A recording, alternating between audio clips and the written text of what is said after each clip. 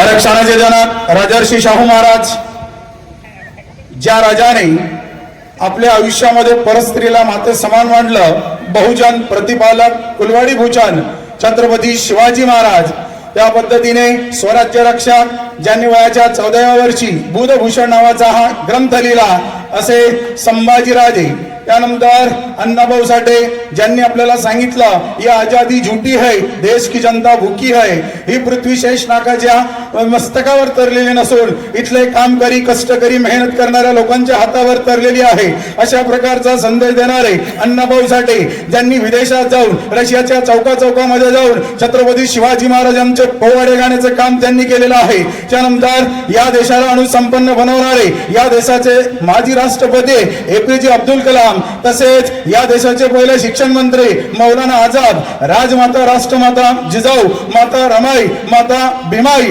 पुण्यश्लोक अहिल्या देवी होळकर, आरक्षणाचे जनक राजर्षी शाहू महाराज, पत्थर सारे बॉम्ब बनेंगे भक्त बनेगी सेना असा क्रांतिकारी विचार देणारे राष्ट्रसंत तुकडोजी महाराज, ज्या ज्या महामानवानी तुमच्या आमच्या उत्तरासाठी तुमच्या आमच्या कल्याणासाठी आपलं आयुष्य झिजवलं, त्या सर्व तमाम बांधवांना या ठिकाणी मी प्रथमतः तुमच्या टाळ्याच्या गजरामध्ये अभिवादन करतो.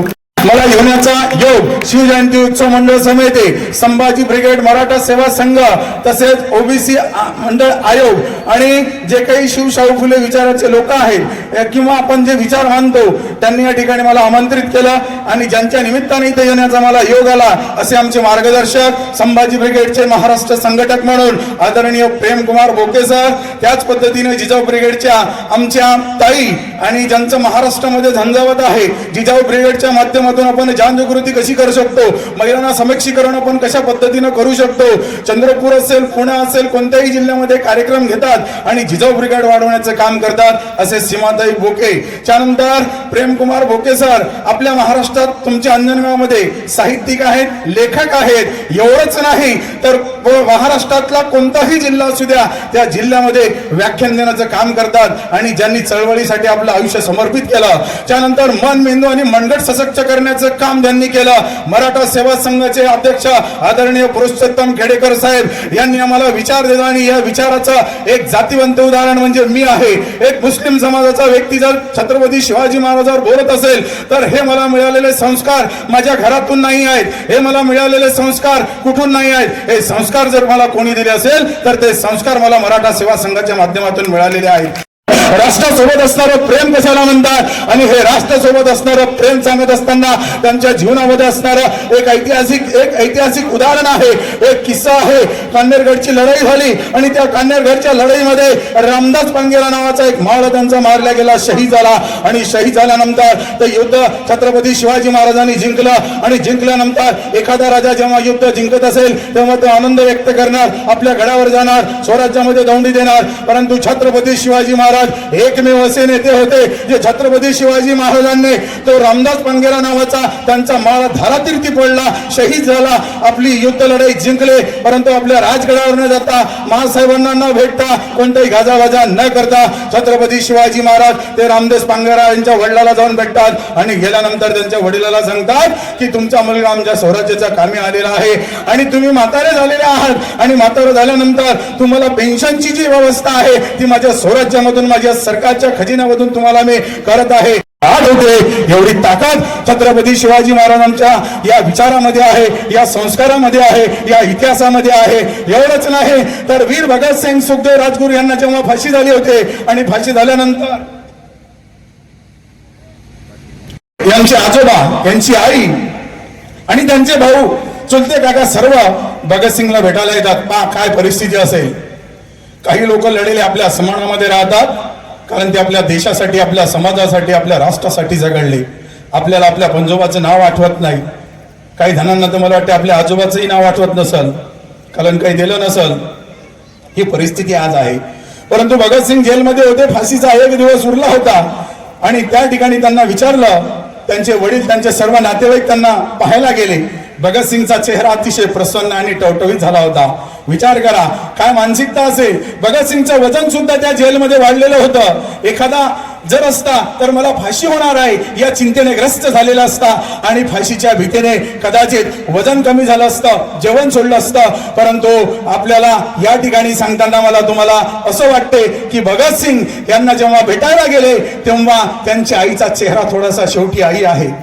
या जगामध्ये आपल्याला लिहितात आणि राज्यघटना लिहितात, बाहेर येतात आणि बाहेर आल्यानंतर पत्रकार त्यांना प्रश्न विचारतात, तुम्हाला राज्यघटना लिहिताना बाबासाहेब त्रास झाला नाही का? तेव्हा बाबासाहेब उत्तर देतात, मी भारताची राज्यघटना लिहित होतो, भारताची राज्यघटना लिहित असताना मला त्रास जाणवत होता, परंतु मला कोणताही त्रास न जाणवला. याचं कारण काय? माझ्या पुढे छत्रपती शिवाजी महाराज यांचं रयतेचं राज्य होतं. ज्या छत्रपती शिवाजी महाराजांनी स्वातंत्र्य गुरु गौतम बुद्ध आहेत. लक्षात ठेवा, या ठिकाणी छत्रपती शिवाजी महाराज यांचे गुरु संत तुकाराम महाराज आहे. संत छत्रपती शिवाजी महाराज यांना गुरु कोण मानतात? या ठिकाणी महात्मा ज्योतिबा फुले मानतात. महात्मा ज्योतिबा फुले यांना गुरु कोण मानतात? डॉक्टर बाबासाहेब आंबेडकर मानतात. डॉक्टर बाबासाहेब आंबेडकर यांना गुरु कोण मानतात? अण्णाभाऊ साठे मानतात. आता हे सगळे एका जाती धर्माचे नाहीत, एका विचाराचे आहेत. अण्णाभाऊ साठे मातंग समाजाचे आहेत, महात्मा ज्योतिबा फुले माळी समाजाचे आहेत. त्या ठिकाणी डॉक्टर बाबासाहेब आंबेडकर दलित समाजातील आहे. त्याच्यानंतर छत्रपती शिवाजी महाराज मराठा समाजातील आहेत. एका जातीचे नव्हते, एकमेकांना पाहला सुद्धा नाही. यांची शतक सुद्धा वेगळी आहे आणि कार्यक्रमाचं वर्ष वेगळं आहे, पण ते एका विचाराचे होते. पुण्यामध्ये एक राजा असा होऊन गेला ज्या राजाचं चरित्र एवढं सुंदर आहे, तो भारतामध्ये आला, महाराष्ट्रात आला, महाराष्ट्रातल्या रायगड जिल्ह्यात गेला. 8 दिवस तो रायगडावर फिरला, परंतु त्याला छत्रपती शिवाजी महाराजांची समाधी सापडली नाही. आणि समाधी सापडली नाही, तो दुःखी झाला, तो विषण्ण झाला. आणि दुःखी झाल्यानंतर त्याने एक पेपर आहे, ते वर्तमानपत्र टाइम्स ऑफ इंडियामध्ये आपली खंत त्याने व्यक्त करून सांगितले. त्याने असं सांगितलं की छत्रपती शिवाजी महाराज महान राष्ट्र निर्माते आहे, त्यांची गाथा, त्यांचं यशस्वर्य या ठिकाणी आम्ही वाचन केलेलं आहे. परंतु त्याच्या समाधीचं दर्शन मी घेण्यासाठी आलो, परंतु मला त्यांच्या समाधीचं दर्शन झालं नाही. ही बातमी कोणी वाचली? महात्मा ज्योतिबा फुले यांनी वाचले.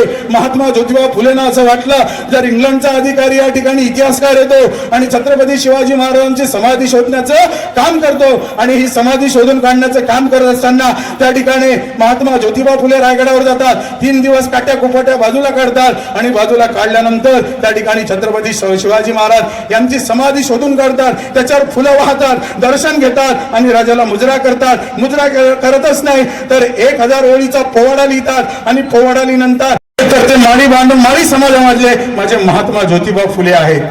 ज्ञान गंगा देत असताना पूर्वीच्या काळामध्ये महिलांना शिक्षण, परंतु हा इतिहास वाचत असताना आपल्याला सांगितलं, जेव्हा छत्रपती संभाजी महाराजांना पकडलं तेव्हा त्यांना प्रश्न विचारण्यात येणार होते आणि त्यांना प्रश्न विचारले. औरंगजेब छत्रपती संभाजी राजांना म्हणाला, तू इस्लाम धर्म स्वीकारणार आहे का? औरंगजेबाने संभाजी राजांना प्रश्न विचारला, तू माझ्या मुलीशी लग्न करणार आहे का? आता विचार करा, औरंगजेबाची मुलगी जैबुन्निसा ही जवळपास छत्रपती संभाजी महाराजांपेक्षा 16 वर्षांनी मोठी होते. असला कोणताही प्रश्न त्या ठिकाणी विचारला नाही. छत्रपती संभाजी राजांना 2च प्रश्न विचारण्यात आले. त्यातला पहिला प्रश्न होता, या स्वराज्याशी आमचा इकडला कोण तुम्हाला फितूर झालेला आहे आणि तुमच्या स्वराज्याचा खजाना कुठं तुम्ही ठेवलेला आहे? हे 2 प्रश्न संभाजी महाराजांनी त्यांना सांगितले नाही. छत्रपती संभाजीराजे ही आमची छळ म्हणजे क्रूर, काय म्हणू आपण त्याला, क्रूरपणे त्यांना मारण्यात आलेला आहे. आणि हे असं करत असताना मग ही बातमी छत्रपती संभाजी महाराजांचे तुकडे केले आणि इंद्रायणी नदीच्या काठा पाण्यामध्ये फेकून गेले. आणि इंद्रायणी नदीच्या पाटामध्ये फेकल्यानंतर जनी नावाची एक परीट समाजाची महिला आहे, ती कपडे धुण्यासाठी त्या ठिकाणी जाते आणि तिच्या पायाला मासाचा गोळा लागते आणि मासाचा गोळा लागल्यानंतर तिला भीती वाटते. कोण आहे? 1 तुकडा 2 तुकडा. ती महारवाड्यामध्ये जाते. वडुबुद्रुक नावाचं गाव आहे, तिथे गोविंद महार असतो. त्यांनी सांगितलं, अरे आपल्या रायतेचा राजा आहे, आपल्या रयतेचा राजा आहे, त्या राजाने आपल्या आयुष्यामध्ये किती संकट झेलली. तुमच्या आमच्या आयुष्यामध्ये एक स्वर्ग निर्माण करण्याचं काम ज्यांनी केलं त्या राजाला क्रूर पद्धतीने मारण्यात आला, त्या राजाची हत्या करण्यात आली आहे. अरे चला, या नदीच्या पाण्यामध्ये महारवाड्यातले सगळे महार एका सोबत निघाले आणि रात्रीच्या अंधारामध्ये त्या इंद्रायणी नदीच्या पाण्यामध्ये सगळ्यांनी मासाचे तुकडे जमा केले आणि छत्रपती संभाजी महाराजांचा जो बॉडी आहे, जो शरीर आहे, जो देह आहे, तो देह शिवला आणि संभाजी राजांना एकत्रित केलं आणि त्या वडुबुद्रुक गावामध्ये या महार समाजाच्या लोकांनी छत्रपती संभाजी महाराजांना चिताग्नी देण्याचं काम दिलं. मग हे राजे कोणत्या समाजाच्या विरोधात आहेत का? नाही. कोणत्या धर्माच्या विरोधात नाही. डॉक्टर बाबासाहेब आंबेडकर काय सांगतात आपल्याला? इतिहास विसरतो तो समाज आपलं भविष्य कधीच निर्माण करू शकत नाही, ही सत्य गोष्ट आहे. पुढे जाऊन आपल्याला डॉक्टर बाबासाहेब आंबेडकर काय म्हणतात, शिक्षण हे वाघिणीचं दूध आहे, जो पिणार तो ढरकळल्याशिवाय राहणार नाही. आजच्या शिक्षण पद्धती प्रणालीवर जर बोलायचं म्हटलं तर 19,000 शाळा या शासनाने बंद करण्याचा निर्णय केलाय. त्या शाळेमध्ये तुमची आमची गरीब मुलं शिकत आहेत. त्या शिक्षणाचा घास ओढवून घेण्याचं काम या ठिकाणी घेतलेलं आहे. परंतु छत्रपती शिवाजी महाराज यांनी त्यांच्या काळामध्ये 10 लाख तरुणांना रोजगार उपलब्ध करून देण्याचं काम दिलं. शिवाजी महाराजांच्या रायगडावर जातात आणि ते कास्तेगार आपल्या या इवलूच्या डोळ्याने, छोट्या छोट्या डोळ्याने, आपल्या डोळ्यामध्ये पाणी आहे, आनंद अश्रू आहे, भावनिक झालेले आहे, महाराजाकडे जातात. सर्व शेतकऱ्याचे हात मागे असतात आणि हात मागे असताना त्या ठिकाणी एक म्हातारा पुढे येतो. छत्रपती शिवाजी महाराजांना वाटते, अरे माझे कास्तेगार, माझे शेतकरी आहे, माझे रयत आहे, कामकरी आहेत, कष्टकरी आहेत, मेहनत करणारे आहेत, हे कसे काय दरबारामध्ये आले. तेव्हा तिथला एक शेतकरी पुढे आला आणि त्यांनी मुंजळीमधून धान्य काढलं आणि छत्रपती शिवाजी महाराजांच्या त्या उंजळीमध्ये टाकलं. महाराजांनी विचारलं, असं का करता? तेव्हा आमच्या महाराष्ट्राची संस्कृती आहे, आमच्या भारताची संस्कृती आहे. आमच्या शेतकरी राजाला माहीत असेल, आमच्या घरामध्ये जर सर्वात पहिले उत्पन्न जर आलं, शेतीमधलं कोणतं जरी पीक असेल, सोयाबीन असेल, तूर असेल, तर आम्ही एक ओंजळ कुठेतरी वाहतो आणि ती ओंजळ त्या शिवरायांच्या काळामध्ये शेतकऱ्यांनी छत्रपती शिवाजी महाराजांच्या चरणी लावली. आणि त्याचं कारण विचारलं तर आम्ही राजे पारतंत्र्यात होतो, आम्हाला सण साजरा करण्याचा अधिकार नव्हता, आम्हाला आमच्या आई बहिणीची इज्जत सांभाळण्याचा अधिकार नव्हता, ढोळ्या दिवसा आमच्यावर अन्याय अत्याचार व्हायचे, आम्हाला शिक्षणाचा अधिकार नव्हता, पिकं तर सोडा, 8-8 दिवस आम्हाला जेवायला मिळायचं नाही, पाठ पोटाला चिपकायची आणि पाठ पोटाला आणि पोट पाठीला चिपकायचं, अशी अवस्था आमच्या कुटुंबाची होती. म्हातारी लोक पाय खोरू खोरू म्हणायचे, अन्न मिळायचं नाही, पाणी मिळायचं नाही. पण राजे तुम्ही आले, तुम्ही रयतेचं राज्य निर्माण केलं आणि आमच्या पोटाला पोटभर भाकर मिळत आहे, आम्ही आनंदी आहोत, आमचे देव तुम्हीच आहात. छत्रपती शिवाजी महाराज होते म्हणून कास्तकार वाचला. आज यवतमाळमध्ये महाराष्ट्रात सर्वात जास्त आत्महत्या होतात. महाराष्ट्रातला अमरावती विभाग आहे आणि अमरावतीमधला सगळ्यात जास्त आत्महत्या करणारा शेतकरी हा यवतमाळ जिल्ह्यामध्ये आहे. किती दुर्दैवी घटना आहे. परभणीची का नांदेडची घटना आहे सर घडलेली, सांगा वाटत नाही, परंतु तो प्रसंग तुम्हाला सांगतो. छोटीशी मुलगी आहे, 2 एकर शेत असेल कदाचित त्यांच्या वडिलांकडे. त्या मुलीने शाळेत जाण्यासाठी पास संपले आणि आपल्या वडिलाला फक्त 200 रुपये मागितले. बाबा मला शाळेमध्ये जायचं, माझ्या मैत्रिणी जातात, मला 200 रुपये दे. बाप अगतिक झाला, खिशामध्ये 10 रुपये नाही, 2 रुपये नाही, 200 रुपये देऊ शकत नाही. कुठेतरी वडिलांनी 2 दिवस प्रयत्न केला, मिळाले नाही. परंतु पास मिळण्यासाठी माझ्या शेतकरी वर्गाकडे 200 रुपये मिळाले नाही. मुलगी हातात झाली, निराश झाली, 3 दिवस शाळेत गेली नाही. तिने चिठ्ठी लिहिली की माझ्या वडिलांच्या अंगावर कदाचित कर्ज असेल आणि न कळतपणे मी माझ्या वडिलांना पैसे मागितले आणि त्या मुलीने चिठ्ठी लिहिली आणि एका विहिरीमध्ये जीव दिला.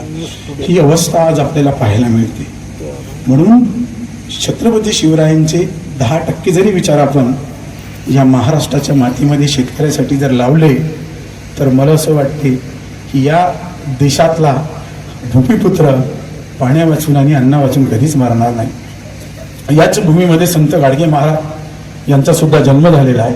गाडगे महाराज सुद्धा आम्हाला सांगतात, काय सांगतात, दर्पणाचे अंग, संत तुकाराम आम्हाला सांगतात, दर्पणाचे अंग ज्यासी दावे त्याचा रंग. दर्पण म्हणजे आरसा. तुम्ही जसं काम कराल, मी जसं काम करेल तसंच माझ्यासोबत येणार आहे. मी चांगले काम केलं तर त्याची फल निष्पत्ती मला कदाचित कुठं ना कुठं 100% मला भेटणार आहे. आणि हे करत असताना आपण हे विचार आपल्या समाजामध्ये, आपल्या कुटुंबामध्ये कसे रुजतील याचा आपण या ठिकाणी तारतम्याने विचार जर केला तर छत्रपती शिवाजी महाराज खऱ्या अर्थाने आपल्याला कळतील. एवढंच नाही, बोलू का, बोर झाले,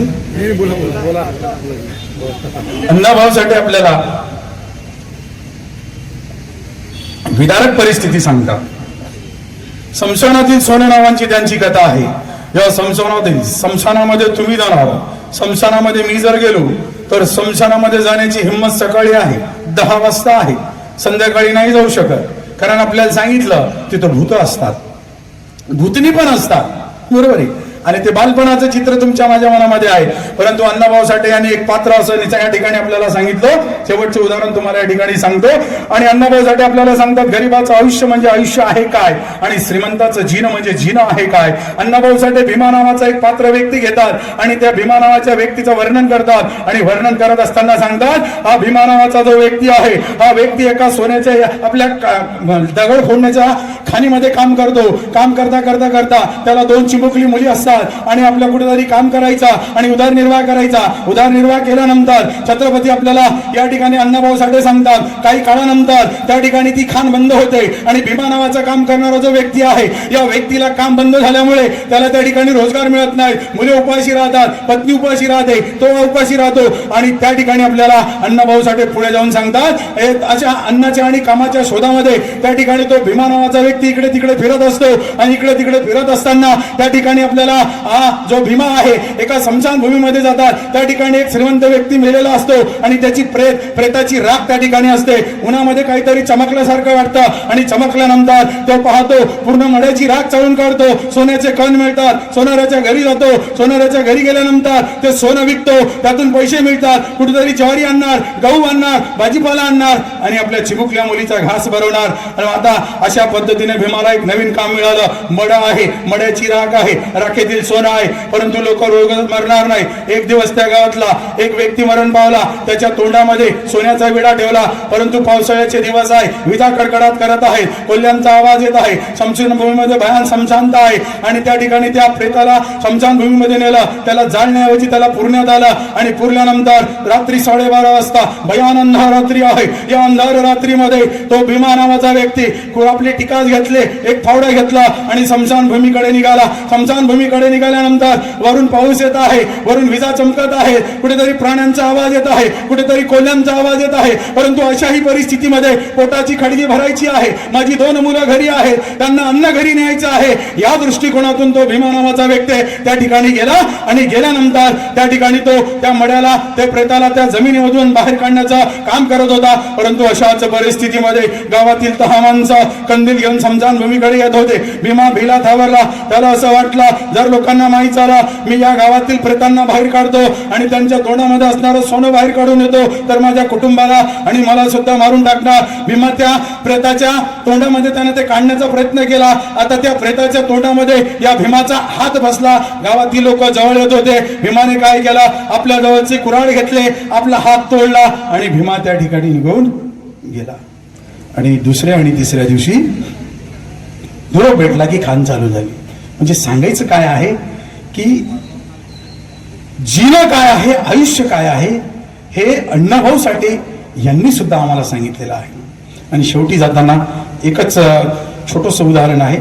2 बहीण भावंड असतात आणि ते 2 भावंड एका नदीच्या काठी खेळतात आणि नदीच्या काठी खेळत असताना संध्याकाळी घरी जातात. छोटे छोटे 2 बहीण भावंड असतात आणि बाजूला बाहुल्या वगैरे असतात आणि जे काही मुलांना खेळण्याचं असतात त्या बाहुल्या खूप चांगल्या असतात.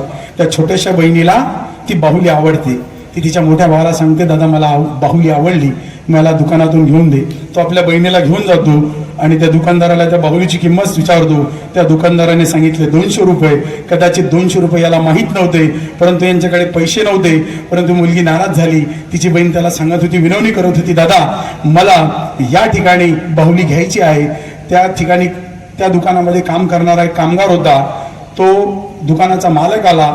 त्या मालकाने त्या मुलीला मोफत बाहुली दिली.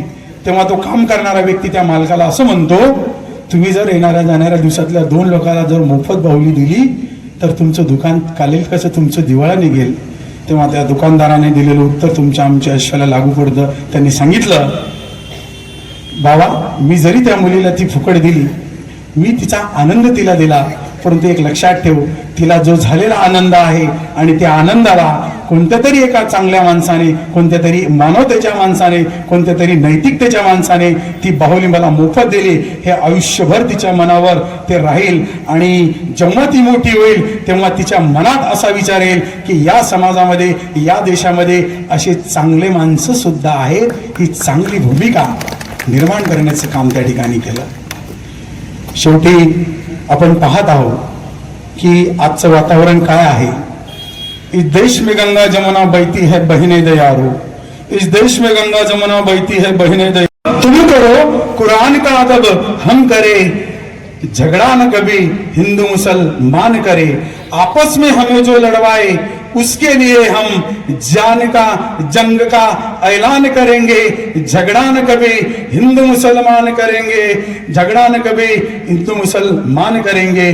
सूरज हूँ जिंदगी का चमक छोड़ जाऊंगा, अगर मर भी गया यारो तो अपनी चमक छोड़ जाऊंगा, चमक छोड़ जाऊंगा। या ठिकाणी मराठा सेवा संघ शिवाजी महाराज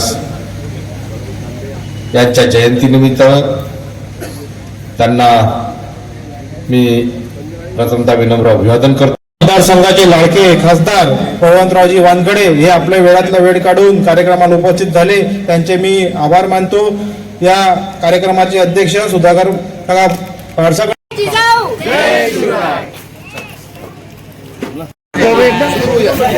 जय